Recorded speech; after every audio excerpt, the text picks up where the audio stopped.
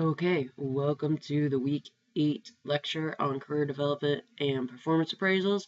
I'm going to apologize now. I have caught yet another cold. I do not think a single virus or bacteria passed me up this winter or spring, so apologies now for any sniffling or coughing that may happen during this video. Okay, performance management. Coaching should start with onboarding. You should be able to have a really strong relationship and open conversations about everything from teaching them the new skills of an employee to every single step along the way. You shouldn't have to have just one meeting a year where you talk about how well someone's been doing. That should really just be a formality. You should have constant conversations between your managers and your employees so they're getting feedback on a regular basis. If you have that and it is positive in nature, it'll help employee engagement and performance. There won't be a surprise at the end of the year that somebody wasn't doing as well as they thought they were, or vice versa. So really the way we do that is through learning and development. We have a huge section. Some of our companies even have corporate universities as a trend that has happened in the last 15 to 20 years. And we understand a couple of things about learning curve. Most of you have heard this idea, and if you've ever seen the graphic for it, it's T.P. Wright's graphic. You can do a quick Google search. This makes sense to you. It feels like you're drinking out of a fire hose the first couple days at your work or when you have a new project or idea. It's just coming so fast, it's really hard to keep up. And then it plateaus out and you start learning a little bit here and there, but really you know the job. Instructional design is, you'll normally have content experts. For example, your professors are all content experts. We then have a team of instructional design people that we can use that will make sure that how we are teaching is the best way to convey the information. If we use them or not is completely our discretion, but they are experts in how to explain this topic. Is it better learned through case studies? Is it better learned through assessments? Is it better learned? And they go through what is the best way to teach somebody a certain topic or set of skills. You also want to do a needs assessment. Training is quite expensive. It's a $3 billion a year industry, and you don't want to train people on things they already know. So you do a pre-test is what we normally call it to see what do you already know and where are your gaps so we have a better idea of what to train. This limits the trainings that we've probably all been in where you're thinking, I know this, why am I here and wasting my time? So a needs assessment is a really good way to know what all of your employees already know and what areas they need help in. Just like everything else, there are trends in training and development, learning and development. Gamification is one that is really popular right now. This is not playing games. This is using game techniques in learning.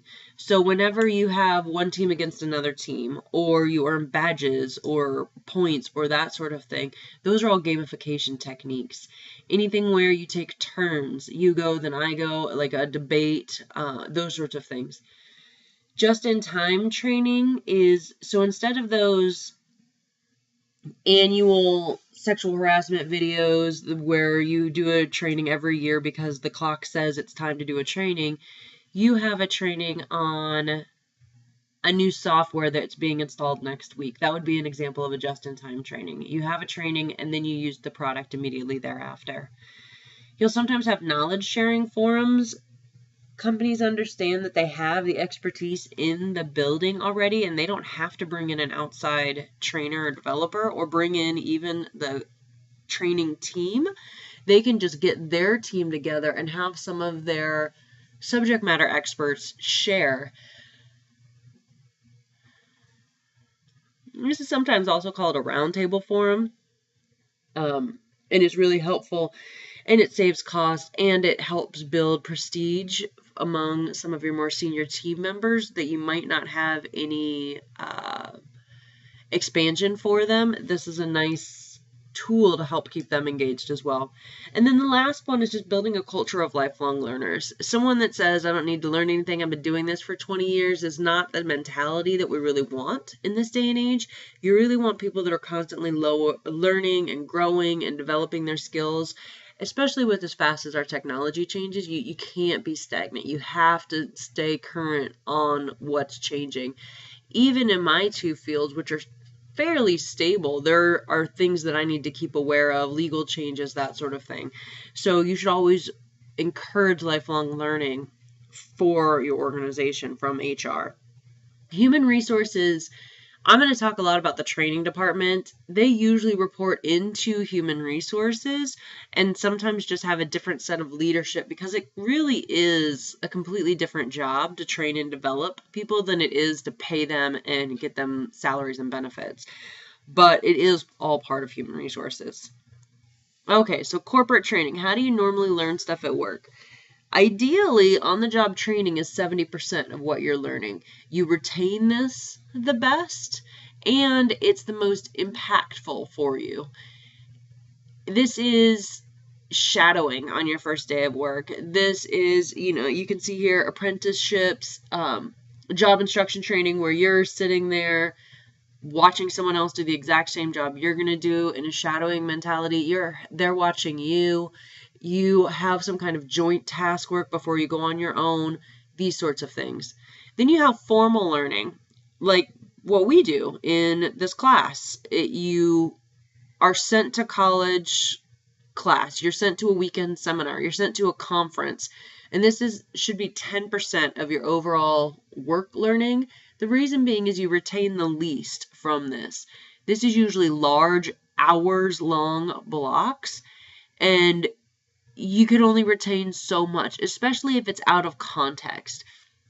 So, for example, I go to a conference every October on online and blended learning, and it's really great. Unfortunately, it's in October, so my fall classes don't normally get any benefit from that year's conference because I'm already halfway through the quarter. However, the winter quarter usually gets some really heavy guinea pig stuff because of the timing of it. But that conference lasts 4 days, and I probably come back with 2 or 3 ideas. So you can see how the return on investment isn't that good. And then the last one is 20%. This is social learning. This is you go to a peer and ask a question on how to do something. Your manager hears you say something and gives you a quick popover of, hey, you said it's potato, it's actually sweet potato. I just want to make sure you have that clear. And then going on that you need to be talking about sweet potatoes. I have no idea what job that would be for, but I'm just looking at a potato, so that's where it popped up. So you really want the 70-10-20 mix, and we're going to use this 70-20-10 ratio quite a few times in human resources. It really is a strong ratio for what we're shooting for. 70% of the bulk should be stuff that we are thinking to ourselves we don't pay for because we're already paying your salary, we're paying whoever you're working with their salary. So it's really just another added component to your day. Formal learning is the most expensive and we retain the least. We usually are doing this because of the expertise needed. And then social learning is normally employee or manager instigated and instantaneous. So it's in the moment. It's in the moment of when you needed the help. So how do we know if we're being effective as training? So Don Kirkpatrick from University of Wisconsin came up with these in the 50s, and they are still the best way to measure training effectiveness. If you ever go into human resources and you have to do return on investment statements, this is usually the model that you would do that to justify why your training is effective.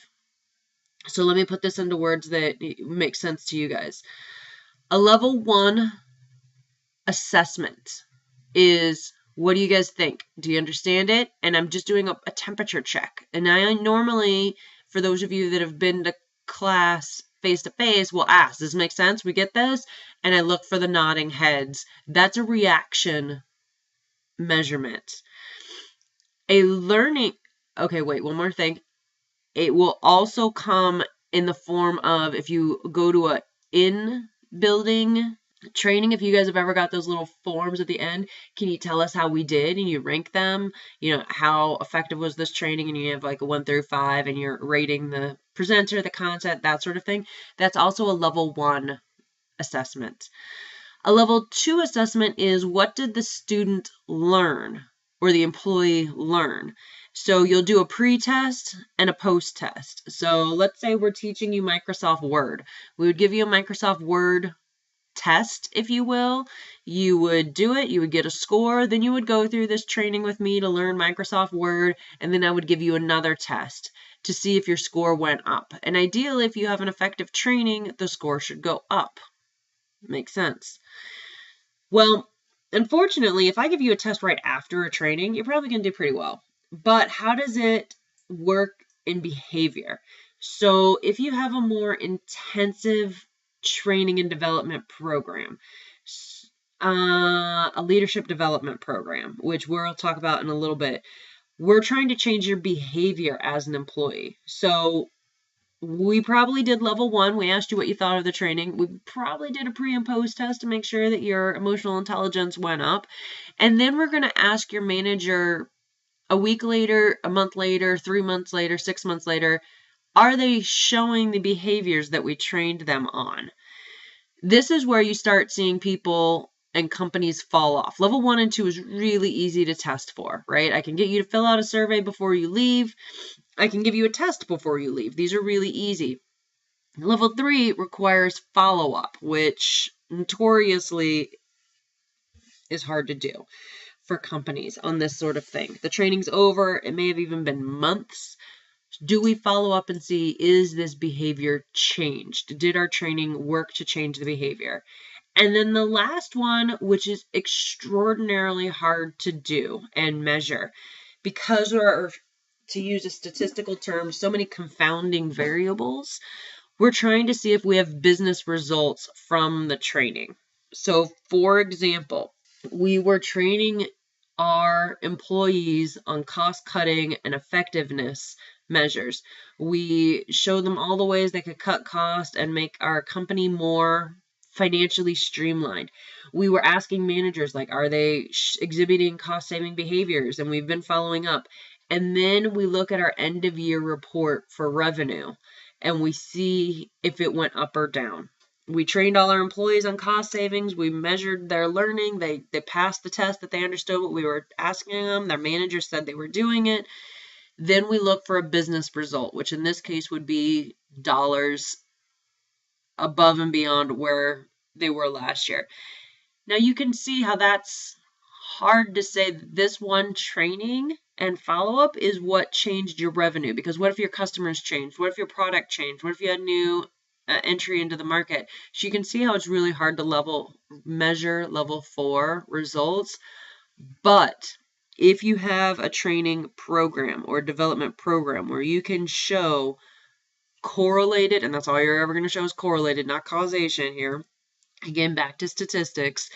If you can show a highly correlated positive impact in level 4, you have a fantastic training program and team because they're following up and showing results.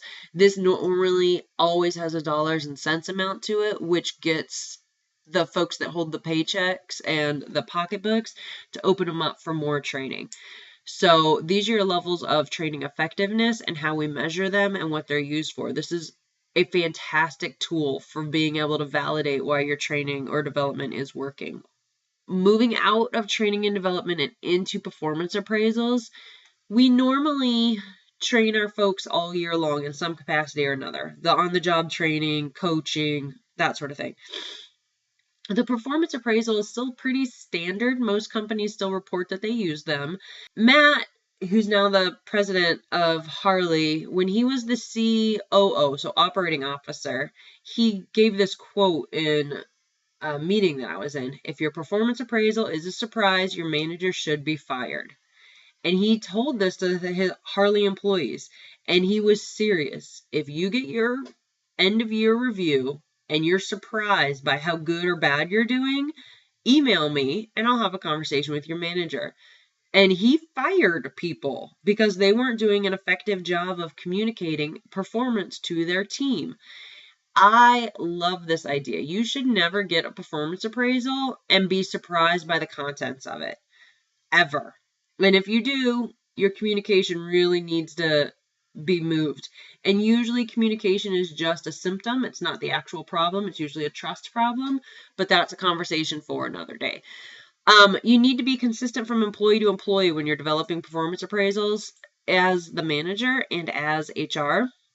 You cannot look at past performance appraisals for this current one. So if right now we're doing our 2016 performance appraisals and I had a fantastic employee in 2015, I should not be thinking about that looking at their 2016 appraisal. I should just be looking at the window that we're measuring, which is really hard because we have employees that we like, we have employees that we don't like, and you have to remove that from your mind. And this also can be really unfortunate if you just had a bad year. So you're a really good employee, and this year you had a death in the family, you had an illness, you moved, your dog got hit by a car, whatever it is, you just had a bad year. HR and your manager should not be factoring in all your past good years. We should only be looking at this year. And then the last one is you want to make sure the employee knows if they are being measured against peers or against standardized measures. So most companies have we expect you to sell 3 to 4 widgets. We expect you to work 40 hours a week. We expect you to be polite. This is your performance appraisal. All people use it. And we're really just looking at, did you do these things, yes or no? Some companies, General Electric started the trend in the 80s, and a lot of companies still do it. We rank against each other. We only have so much money in our budget for bonuses. We only have so much money, or we only have so many places to put into development programs and advancement protocols. So we're looking at our whole entire team. Yeah, we put you guys all against objective criteria. So Bob, Sarah, and Mary all had the same 3 goals. Bob did the best, Sarah did second, Mary did worst. They all did good, but that was still the ranking. So Bob's going to get the biggest bonus, then Sarah, then Mary, which still feels fair because we're ranking them against standardized measures. But, for example, General Electric did stack ranking, where the bottom 10% got fired. Every year, no questions asked. If you were the bottom 10% in your role, in your department, you were fired. So there was a little bit of competitiveness. Unfortunately, this led to General Electric being as siloed as it is. Nobody shares information. There's a real culture of this is my idea. Don't share. Don't give ideas to other people. Don't help another team. And now they're trying to get away from that, and they realize that that culture of stack ranking for all those years really did lead to that. However, there's also a reason that they shot up to being a Fortune 100 company in that time frame. People were really effective, really efficient. They worked harder all the time. You would see your coworker do something great, and you're like, oh my gosh, I have to do something great now.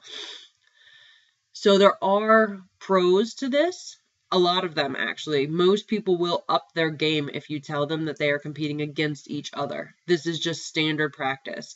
You will have some folks that will shut down and just not cooperate, but that is not usually the case. A couple other best practices that you'll have for performance appraisals. The manager should have the review approved by HR before it's ever brought to the employee, if it's an objective review. Some companies are still really subjective. There's no measurements. We're just going to kind of sit down and talk about the year and whatever our gut feels we're going to write down. Now, I'm talking about actual performance appraisals that are objective. You should have HR approve it so the employee and manager interaction does not influence the review. This is really where you can get into discrimination and harassment and all kinds of lawsuit issues if it's fluid still when the employee has a feedback. Another idea, and I understand that these are contrasting because it really is a best practice for the company, is the manager writes down how they think the employee did. The employee writes down how they think they did, and they sit down together and they meet in the middle and discuss, well, you said that you did really well. I said that you did sort of well. Where do we think that you actually ended up? Remember this instance, remember that instance, and you meet in the middle. Again, this is going to be a culture thing and how the company is structured. Usually, the larger the company, the more objective the performance appraisal, but that's not always true either. Here are a couple more best practices. These are really more for negative performance appraisals. Most of the time, if you're telling someone they did a fantastic job and they're getting a raise and a bonus, you can really deliver that information anyway, and they're happy with it. It's when you're trying to give someone a meets expectation with no raise, people really, really hate that. I did my job, but I don't get any extra money. That sucks. Or a negative review. So for each problem addressed, you have to give 2 concrete examples with dates. You know, Mary, you really come off as rude and abrasive. In the meeting in November, you told Bob to shut up and his ideas were stupid. And in September, you sent an email back that just said whatever. So these kind of things can't continue happening, blah, blah, blah, blah, blah. And you give examples, because otherwise, if you tell someone, well, you're late, when am I late? And you don't have anything written down, it looks like you're making things up, even if you know that you're not. So hopefully, from our discipline process that we talked about a couple weeks ago, if they did have any issues, you wrote them down. You want to comment on the problem, not the person. This is a parenting trick and a manager trick. You don't call them a liar. You say that there seems to be a discrepancy in the facts. Because as soon as you call someone a liar, it's defensive and the mood changes, and you need to talk about the actions and not the person. You agree to a follow-up plan and next steps. So sometimes the follow-up plan is, okay, I'll see you next week for a one-on-one, because there's really not, you didn't have a bad review, you had a meets expectations review with no bonus. So you're doing your job, keep doing your job. Maybe we'll try to stretch you some goals so you can get a bonus next year. Or, you know, you're being put on probation, you need to get these 3 areas of your performance up over the next quarter, or we're going to have a more serious discussion. You should not allow interruptions during a performance evaluation. The manager should deliver all content and then have feedback. One of the biggest issues with a bad review is you never get through it. The excuses start, the reasons start, but let me explain this, I'm just going to explain all of this real quick on the piece of paper, and then we can have a chance to discuss it, because they need to almost always acknowledge that they received the full evaluation. So the manager needs to get through it, and then they can have a discussion. If the employee becomes emotional, try to work through it before the end of the meeting or schedule a follow-up. Okay, so you're telling Mary, we'll stay with Mary, that her work isn't up to par, and Mary starts crying. You hopefully can remain calm yourself and, hand her a box of tissue, and hopefully by the end of the meeting you can get Mary to stop crying before she leaves your office. And she probably won't be happy, but at least okay and understanding where we're going and why she got the review she did. Sometimes they get too mad or too sad. You're going to have to say, you know what, why don't we stop right here and we'll revisit this in a few days, tomorrow, in a few hours. You know your employee, hopefully, and you know how long they're going to need to process. So for example, if you give me bad feedback, I need minimum a couple hours before I can have a coherent conversation about it, if I disagree. If I agree with it, but I didn't want to hear it, I just need a couple minutes. But if I disagree and you need me to have a conversation, you have to give me a couple hours. Otherwise, I get very defensive. Luckily, I'm very good at managing up, so all my managers know this about me. And it doesn't happen very often either, which is also really lovely. But it takes me a couple of hours to process and figure out where they're coming from and how they got there and that sort of thing. And one time it took me a couple of days before I could have a discussion. And I took PTO. I could not be there I was very upset with what was said, and I couldn't be there. I needed a couple of days to process it. And then I came back and I asked a question that I couldn't work out on my own. And we had a very calm and productive conversation of exactly where I was coming from and where she was coming from. And it worked out. But if if I would have been pushed right then, honestly, I probably would have quit. Like I probably would have quit. So employees should have some points prepared as well for a performance review. They should have the chance to remind you. You remember I did that prototype in April and it's now November, so maybe your manager didn't remember you did a prototype and helped them out in a bind and that sort of thing. Employees, just here's a caveat for you. You should, at the end of every month, set yourself a calendar reminder to look at what did you do this month that was good for your job. Okay, and if there was something really bad, you probably need to make a note of that too, so you remember your side of the story. But that way, at the end of the year, when you have your performance review and your boss is like, so what personal development did you do? You're like, I don't remember. You have it all listed out. So on the first of every month, so mine popped up yesterday, Sunday, it said log April. That's all it said. And I went in and wrote down that I went to a conference. I did 2 accepted student days. I helped, and all the things that are extra that I did last month for my job. And that way, at the end of the year, I can show it to Dave and we can discuss how excellent I am and how I should get a raise and a promotion and all that fun stuff. And employees should have that and be able to present that. And managers at the end of every performance, where do you want your career to go from here? Where do you see yourself? That sort of thing. So the manager can keep an eye open as well. If you say, well, I'd really like to move into the marketing department, and then the manager hears about an opening, if they didn't know that, they wouldn't know to even tell you because maybe you didn't see it or put a word in for you or that sort of thing.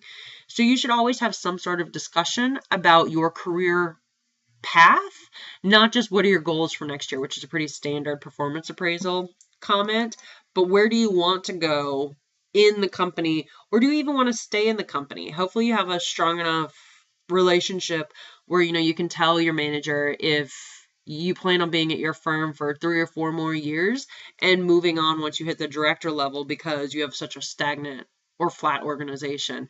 You do have to be careful with those conversations, but in a high trust situation, they're really helpful. Okay. There is a bit of debate on who should be in charge of managing your career. Should you, as the employee, drive your career and always be looking at open roles and applying for things and trying to advance your career? Or should the organization be developing you and tapping you on the shoulder? I hate that comment so much. If you're really good, they'll ask you if you'd like to apply for this role. Yeah, obviously that happens, but it happens far fewer times than we are led to believe it does. So should the organization drive your career and make it really obvious where you should go in the company, or should you as the employee be in charge of that? And you can make a case for either side. So why would the company care about your specific career? I mean, if they have 15,000 employees, why do they care about Trina's career? Well, on an individual level, they may not, because honestly, there's too much. But from an organization level, if they know where folks want to go, it's a coaching tool for managers. Managers can talk about, well, if you want to be promoted into the marketing team, you're really going to need to improve your customer service scores over here in sales because marketing is all about blah, blah, blah, blah, blah. So you're helping coach your team to where they want to go if you know where they want to go. The organization knows who is promotable and where they want to go. So I have a position open for a director role, but my employee that I think should go there has already told me he never wants to manage other people. He wants to stay on a subject matter expert forecast. So I know that, yes, he can be promoted, but he doesn't want to be promoted.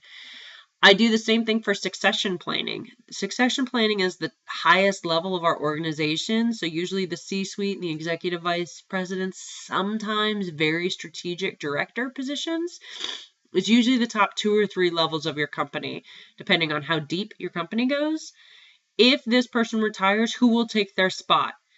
Because unlike MSOE, who has had an interim president for a year, most companies, that's a horrible idea.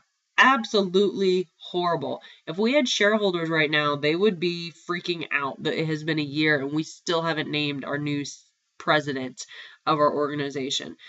We can't make large decisions. We can't do any strategic fundraising. We can't do a lot of things because we didn't have our succession plan in place. We didn't know who was going to take the place of the president when he retired, and we knew he was going to retire. So our succession plan for the president role was question mark, which is obviously no plan at all. Also, another thing for why we care about your career is if we have open job descriptions and competency maps, you can get a better idea for jobs you might be qualified for that weren't on your radar.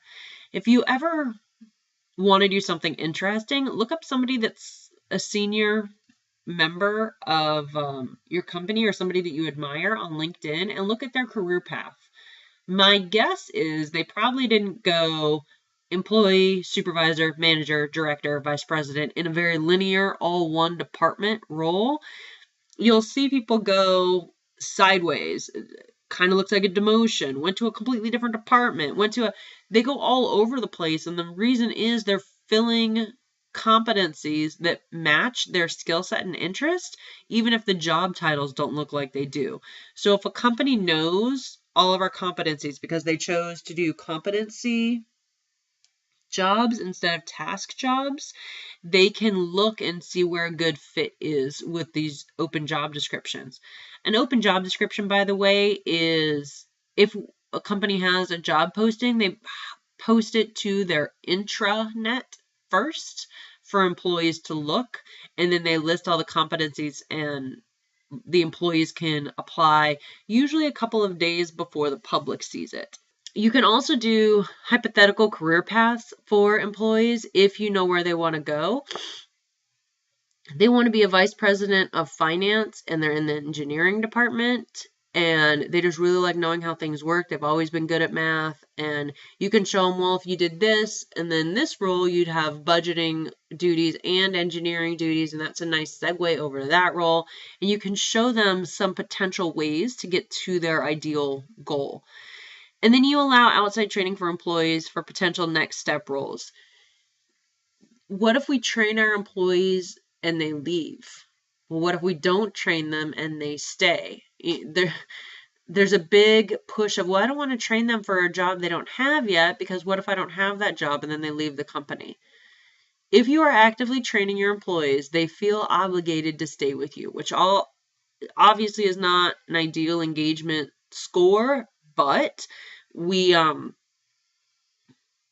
take it. And if we are filling our bench and we're telling them, hey, I'm putting you through this training, so when this role opens up, you can go right into it. Honestly, employees like that. They value it. They retain more from training. They're more engaged with the company. So there are benefits to training folks before they get into their new role. For you as a person and an employee, your career management, you have to be open to feedback. And this is good and bad feedback. As I mentioned earlier, negative feedback takes me a while to process. I still want it. I still want to know where my gaps are. But, and I honestly, first discussion with new managers once I have the job, obviously, this is not something I usually lead with in an interview, is, if there's a bad review, I normally need some time before I can process it and ask questions, and I just want to let them know so it doesn't seem like I'm pouting in the moment. But I still want to hear it, and I say thank you. No matter what the feedback is or how hurtful it feels, I say thank you for telling me at a minimum. because I don't want people to stop telling me when I have gaps in my skill set. I also make sure that my skills are aligned with my job, and I do a consistent analysis. So for my job here, obviously, as your professor, my skills are content mastery, time management, student interactions, and there's a lot of things. And I do that through end of course surveys. I do that through self-assessments. And then I go to skills workshops where I see gaps and where you guys as students identify that I have gaps on those end of course surveys. I also make sure my interests align. So every now and again, I'll be assigned a class to teach that I've never had. And I think that could be interesting. And I'll teach the class. And I'll either be correct that it was interesting and my interests align with this content and this, to use corporate speak, this project work, and I'll continue doing it, or I'll give feedback that I did not enjoy that project or that class and I never want to teach it again. It's happened a couple of times where I just wasn't comfortable the whole time on that project or that class. The other thing you want to do is find yourself a mentor. If you are a place in your career where you could be the mentor, you're in a manager director kind of role, you should start finding people that you want to develop. It is really fantastic to watch somebody grow and develop that you are helping. And you should always have people that you look to and you go to. Some of my relationships, I don't know that they know I mentally have them identified as a mentor. I think they'd actually be embarrassed if I was like, no, I consider you my mentor. I never made a formal arrangement with them. I just recognized something in that person that I wanted to have in myself and ask specific questions in, like, we'll be at lunch or we'll be in a meeting and I'll ask a question relevant to the topic, sort of things. And then other ones I have very formal, structured. We meet once a month. We have topics set up. It is about a very specific area of development, and we have goals. It's a very structured relationship, and those ones they have benefits and negatives. You know, if I'm having an issue right now, the more structured person is too busy. I'm not going to get a hold of him. It's not going to happen. But, you know, my informal down the hall buddy, if you will, that's just more senior, has more experience, and I can ask questions to. We have a really great relationship. You know, that might be a better fit right then. And you can have more than one. I often hear people, well, I want to find a mentor that fills 850 buckets. That's not realistic. I have mentor that I really like the way she balances her work-home life. So I talk with her a lot about how does she balance being a mom, a wife, and a professional person, and, you know, get them all done successfully. I have another person that's teaching me, you know, how to fully transition into professor role because, you know, I've only been doing this for 3 years, so it's still a new career for me. I have another that's teaching, you know, that we work on particular skills with. I mean, I probably have 3 or 4 folks that I would put into a mentor bucket, and only one of them would probably put me in the protege bucket. The others would just think we're friends. And I personally find that to be the most fulfilling relationship. And then the last one is career planning. Do you know where you want your career to go? Maybe not specific role, maybe not, I want to be in this role by this year, but I know that I want to go in this direction with a company like this. You need to know what at least direction you want to go in so you know where to look. For example, some of you may never want to manage other people. It's just not something that interests you. You really like what you do. You want to stay a subject matter expert. So you need to look in that direction. Others of you want to look straight up. You want to be the CEO one day. That's a different direction. And some of you don't really care. You just want to feel fulfilled and happy in the role that you're in and maybe see your family once in a while. You just need to know so you can make decisions that get you to that place. Because if you don't know where you want to be, how do you know which direction you should be aiming? Okay? So, for example, I knew that I wanted an education path. So I took a very meandering sideways journey over to where I am now. And I'm still not exactly where I want to be on my career path, but that's just because I'm only 3 years into this career track. But I know where I want to go. So every decision about my job that I make is through that lens of, is this getting me closer to my goal? Yes or no? And if the answer is no, I usually walk away from that idea. Okay. So here are some programs. I believe this is your final project as to come up with the development process or program. So there are a couple different ones. Feel free to research all of these because I'm going to go over them very quickly. My throat is starting to hurt quite a bit and my snuffling is getting worse. Okay, succession planning. I touched on this. This is the top 3 layers of your company. I'm going to go into a little more detail with a case study here in a second. And you are just making sure that you have bench talent in key roles that if this position is empty, it will hurt our business. Okay, so we're not talking about every entry-level employee. We're not talking about most of our employees. We're talking about if this role is empty, we have a problem. Okay, the next one is high potential programs. So some of you might actually be in programs like this or have been in programs like this. Somebody somewhere said that person has a lot of potential. I see a huge future for them. We should give them extra tasks, extra duties, extra whatever. And you're putting a HIPO program, HIPO, HIPO. And a HIPO program, sorry, it can take a lot of different forms. It can be face-to-face time with senior leaders. It can be monthly, day-long seminars where you guys are doing extra project work, or you're talking about different challenges and things like this. These are the folks that you really, really want to engage. You think you can promote them 2 or 3 times in the next 5 years. That's usually one of the criteria for a high potential program is we think we can promote this person 2 or 3 times in 5 years. Okay. The next one is a high performer program. These sometimes take the lens of the President's Club getaway, if you guys have ever heard of things like that, where they take the top so many people from each department and they go on the president's vacation. You go to Hawaii for a week, all expenses paid, and somewhere along the way you have some development. We do new training, we talk about where the company is going, we give you some insights with senior leaders, but really it's a reward program that has development components to it.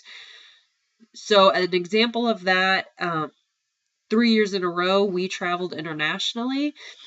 We went to Spain, we went to Rio. The 3rd year I didn't go, but it was to Hong Kong. And we basically went on vacation for a week, 5 days. And on 3 half days, we had seminars on our company where we learned about a new merger that was happening one year, which was why we had picked a location so we could see the new company that we were merging with. We were with the presidents and CEOs, so we were getting a lot of face time with folks that, you normally only see their name on the letterhead. And we were hearing things and seeing things, and they were asking our questions as high performers, like, we're thinking of doing this. How do you think that would impact employees? And it was really fantastic. So it was kind of a reward, kind of an engagement tool. All right, the next one is a leadership development program. These sometimes stack. So you have leadership development program for folks that are going to be first-time managers. Then you have a manager development program that, this is for folks that maybe have been a manager and they just need a little second-level coaching. And then director, executive, these are new skill sets because as you move up, you move more from tactical, like how do I get my people to hit their goals, to what goals should we set? How do we want the direction of the company to go? How do I plan for stuff like that? And these are usually month to year-long programs. My leadership development program at my last company was a year long. We met once a month in person for a full day, and we had projects and teamwork in between. It was supposed to take 10% of our time. for a year. And that was what it was designed to do. And at the year, you were supposed to have these 5 competencies expanded and developed. So they had measurement criteria, and then it's stacked with the other programs, and it was a certificate that you got that went in your HR file that you had passed this program, because you couldn't get promoted into certain roles if you had never been through this program and that program. So they were fantastic. You got to meet people from all different departments that you might not have known. You were all going into the same level of management. So they weren't really talking about this engineering problem or that sales issue. They were talking about the things that were role specific. Okay, another one is tuition reimbursement. We're just going to let you develop yourself through college in whatever way fits our parameters. You do professional development conference or seminars. You do conference allowances. A lot of you that I flipped through your compensation packages had something like this. You gave them a $3,000 conference allowance or a tuition reimbursement or both. And you let them develop on their own. So the first 4 are company driven and high cost. High cost. We're going to talk about that in a minute. The bottom 3 are, you pretty much open it to everybody, or everybody past, an initial probationary period. And they have a much lower price point to them. Okay, so McKinsey Quarterly said we spend $14 billion annually on development programs. That's $150,000 a person a year. And 2/3 of senior managers still think they have leadership gaps. 30% said they miss opportunities because of leadership gaps. So seriously, if you're spending $14 billion a year and you're not getting what you need, why? Why? They lack context for the program. We built a program, but we didn't know what we were trying to do. So we put together this leadership development program, but we didn't set clear criteria. So we were letting in too many people, or we didn't have measurements at the end, and we didn't have any kind of context for it. So folks were just signing up because they wanted to say that they had done it, but they weren't identified as probably going into a management role in the next 6 months. The fix is we have to build a from and to path. This is for folks that are going from this role to this role in this time frame. You want to decouple reflection from real world applications. So have you ever learned something you're like, that was really fascinating, but I'm never going to use it? I have been to many of those. You want to make sure that whatever you're teaching them has real world implications and they can go back to it immediately. So if I give you a training right now that you're not going to use until March of 17, it's not very good because you'll probably have forgotten most things in the next year almost. And it doesn't, or you didn't even know you were going to need it in March of 17. It was just something that was interesting and you never thought you'd need. And now you're in a role almost a year later. And you're like, oh, I remember training on this. I wish I would have known I was going to need it. So you really want to make sure that it meshes with what they're doing in real life. You underestimate the mindsets of the employees in the training. So one of my favorite, most of my time in human resources was spent in training. I would say 80% of it. And my absolute favorite thing was managers come in, I need you to do a communication training for my team. No, they didn't. They hardly ever actually needed a communication training. It was normally a trust issue. It was normally a respect issue. He's like, I'm telling them and then they're not doing it. So I think we just need to communicate better, maybe do some active listening. No, they don't trust you or respect you. So we need to have that discussion. A true training that is developing a skill that you're not good at should have a little bit of pain. That thing right there, think sore muscles from a workout, is true. If you go through a training and it's on an interpersonal skill, and let's think back to diversity. If you do not get uncomfortable at all in diversity training, then they didn't do it right. They were very superficial. They're not going to fix the problem. They're not going to address the issue.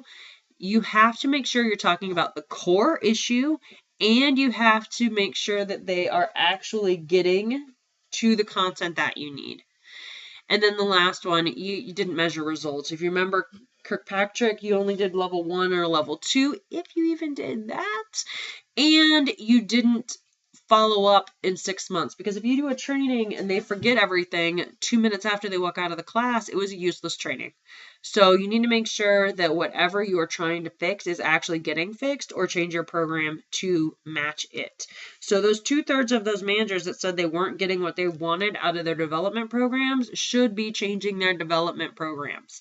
They most likely are not, because there's a disconnect between what the senior leaders think and the people that are running the program.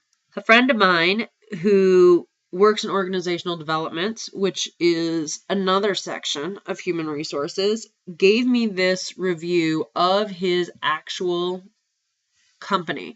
So this is his talent review, his succession planning, and how they decide what they're doing in training. From here on out, everything I am sharing is confidential. I did remove the company name, but a few of you will recognize actual people's names, or the company name sorry, is actually in here a couple of times. And it's all confidential. You may not share anything you're about to see, specifics. All right. So we do an organizational talent review. And basically what we're doing for the 2 summer months is we're identifying and developing who we need to spend more time on. So we do career planning, talent plotting, and development planning. We, in December and January, do our planning and placement. So we figure out who we're going to move, why, where, how, over the summer, and then we do it over the winter. So we want to make sure that we move folks on a consistent basis so we don't always have upheaval in our company. And normally these development roles that I'll be talking about last about a year. So this cycle works really well. So who gets what? Everybody gets an annual performance review at this company. They all sit down with their manager once a year and talk about what they're doing. Managers and above get associate profile cards built. They get plotted on the 9 box, which I'll talk about again here in a minute. And we develop a tracking system for their skills. We know that Mary is really strong at emotional intelligence, competent at management skills, and needs improvement on strategic thinking, to just randomly choose 3 things. So we know what she needs to be trained on and what she could train others on from that development tracker. Our rising talent, okay, so that was the associate profiles, talent plots, and development tracker are for all managers and above. We are doing that for everybody that is managing other people. And then for those that we've identified as rising talent from our 9 box, we are starting to talent pool and identify if they can be part of our succession plan. And then select individuals. You can see in this graphic that it's 2 people we might do strategic moves for. So in actuality, this company has 3,000 employees and they do about 9 or 10 strategic moves a year. So it's a very small population that gets moved from their job to another job as part of their development program. So what's an associate profile? This is what theirs looks like. Managers and above update their own associate profile, and then they invite their supervisor to a career interest discussion, and they have a very candid discussion about where they want their job to go. What positions in the company sound interesting to them? What areas of the company sound interesting to them? And then the associate updates their profile based on the discussion. So they, at this company, have a very employee-led profile card. And the reason they do that is they really want to make sure that the employee is engaged and invested in these ideas. So they fill out this card, and then you see here, let me see if my mouse works. Here, Future positions. The associate puts in titles, and then the supervisor puts in their readiness level. They have it color-coded red, yellow, green. They could move into this level right now. Obviously, it'd be green. They are not ready at all would be red, and then variations in. The supervisor fills in strengths, opportunities, and key accomplishments and goes back and forth with the associate. The associate cannot edit their readiness level or the leadership expectation sections, but they can edit the rest of this box. And then the supervisor plots them on the 9 box, which I thought was this slide, but it's the next slide. This slide here is just making sure you understand the difference between performance and potential. You want to make sure that a high performer isn't in a high potential program and vice versa. You can have somebody that has both, but usually they're high potential or high performance. If you have a high performer and you move them to a high potential program, that means you are going to move them out of the role they are performing highly in and into higher and higher roles. Because remember, high potential is somebody that you can promote 2 to 3 times in the next 5 years. A high performer is somebody who's doing their job and exceeding expectations. Okay, this is our 9 box. So if I tell you as an employee that you are a 7, it does not mean you are always a 7. It means you are a 7 right now. This is very fluid. You can move all the time depending on what's happening. So, what does this mean? If you are really good at your job, but you don't want to go anywhere, you don't want to be promoted, or we don't think you should be promoted, you might be a number 5. So you stand out in performance and you're well placed. Okay, so this would be someone in a high performing model. We don't think you should be promoted or you don't want to be promoted, but you are excellent at your job. So maybe these are those of you that think, I just want to stay a subject matter expert. I do not want to go into a leadership role. You might be a high performer in your role. You might be an exceptional talent. So you stand out and you have high potential. Okay, so you are fantastic at your job. We think we can promote you a couple of times. You are a number 1. We think that you are fantastic. We have high hopes for you. We plan on moving you into vice president role in the next 5 years. You just need to keep doing what you're doing and showing up every day. So if you have a CEO who's really, really good at their job and everyone loves them, they are so great, the company's thriving under them, they're a 5. And they get really annoyed when you tell them that. Why am I not a 1? Because you're not promotable. You're already the CEO. We can't move you anywhere. You're just a high performer.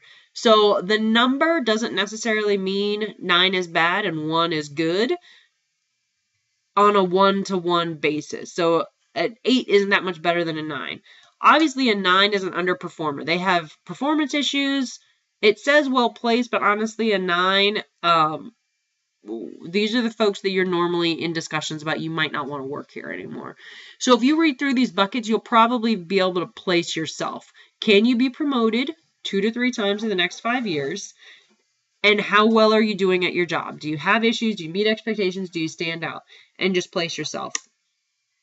If you see this box here, this is how the specific company is measuring their talent. And this is honestly completely in line with the nation. This is how your company should stand out. The potential talent of 0, it's normally 1 or 2%. They didn't have any because honestly, if you have issues in your performance and you have a lot of potential, you're probably in the wrong job is actually what's happening there.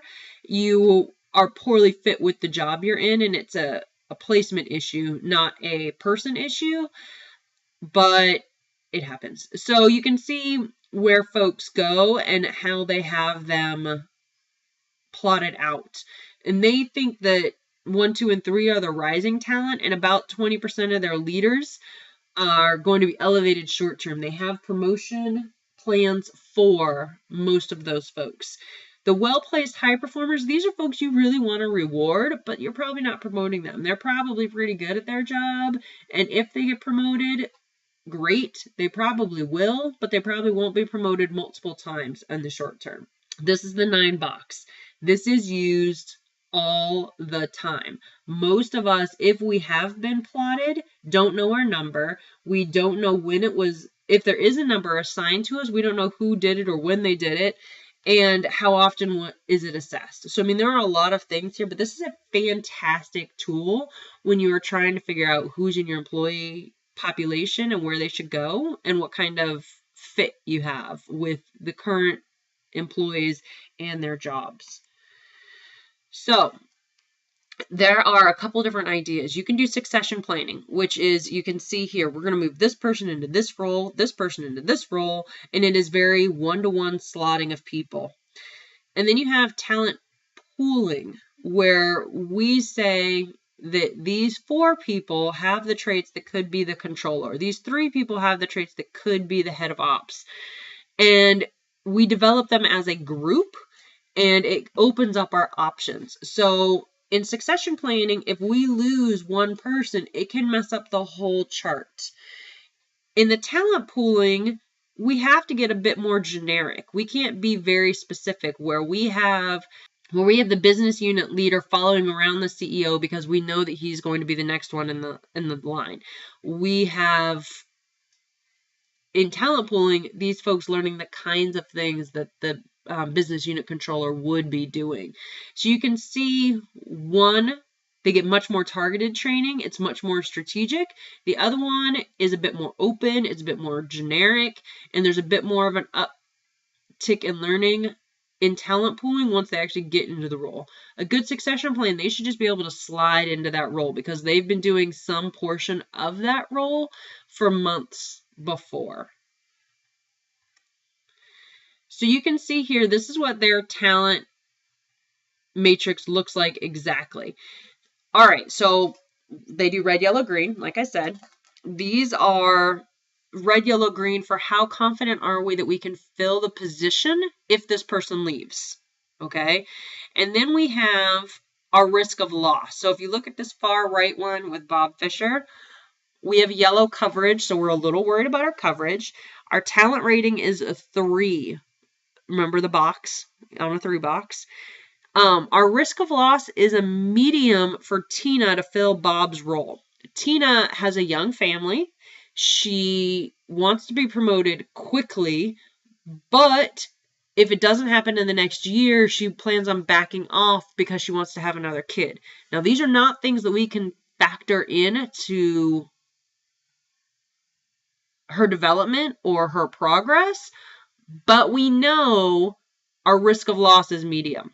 Okay, that's what we're factoring in there. We think there's a medium level risk that she's going to quit on us, okay, or leave or pull her name out of contention for Bob's job. And then her readiness is 1 to 2 months. It would take her 1 to 2 months to be ready to fill Bob's shoe. And that way we know that. So you can see other folks, we have a low level of loss. Or, for example, Jane Smith, we have to go outside. We have nobody that can take that role, nobody that wants that role for whatever reason. We have to go outside of the company to get that. So if somebody says, so for example, the last time I worked on this one with him, and we thought that one of these folks was low risk. We did not think that there was any risk of them leaving the company at all. And there wasn't. They're still there. However, what happened was when we discussed, well, we have you slotted to move into this new role. I don't ever want to be in that role. Oh. So sometimes your perceptions of where the person wants to go are off. They did not want to go to that level. All the things that they loved about their role would go away in that upgrade. And they really just had no interest. So we had to change around the plan entirely because the risk was high. If we promoted them, they would quit. So that was a bad idea. You obviously don't promote people that tell you, if you take me out of my job, I'm going to quit. So you can see how this is a very dynamic chart, and you always have to be working with folks to see, are they good? Are they ready? Do they want to go where we want them to go? Or how long will it take them to get there? Do we have anybody that can go into this role? And you always need to be paying attention to that stuff for these key positions. And you can tell by these titles, these are pretty strategic job postings that if they're empty, we can't do our business correctly. So we don't have this down to the customer service representative and the new engineer that we just hired that has a week of experience. This is only for our senior leaders that we're doing this kind of a talent matrix for. Because honestly, if your shift supervisor isn't there, somebody else can fill in for them and your business won't grind to a halt usually. So this was a case study that I wanted you guys to see of how one company is managing their talent.